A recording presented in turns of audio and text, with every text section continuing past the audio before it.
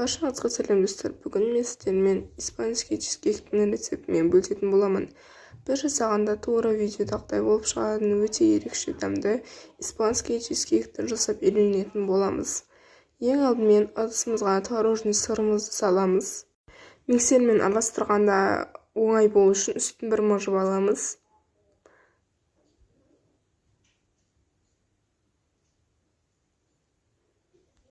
Сонан соң үстіне қант саламыз да миксермен араластыратын боламыз. Ең бірінші творожный сырмен қантты араластырып алыңыздар. Басқа ешнәрсені араластырмаңыздар. Сол кезде сіздердің массаларыңыз әдемі болып шығады және оңайырақ болады сіздерге.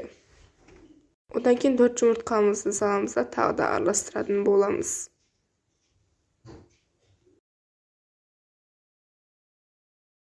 Жұмыртқаны қосқан соң жақсылап араластырып алыңыздар. Арасындағы бәрі бір қалыпты болып тұру керек.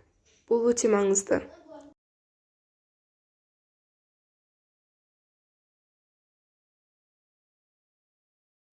Сонан соң үстіне сливкиді құямыз. Одан кейін ұнды қосып тағы да араластыратын боламыз. Бұл жерде араластырған кезде мен сияқты қолдарыңызбен жауып тұрған жөн, себебі сыртқа шашып кетуі мүмкін.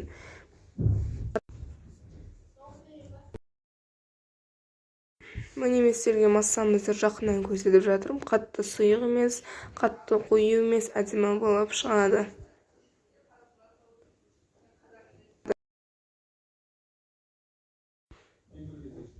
Сосын біз өзіміздің массамызды арнайдан қойған ыдысымызға құятын боламыз.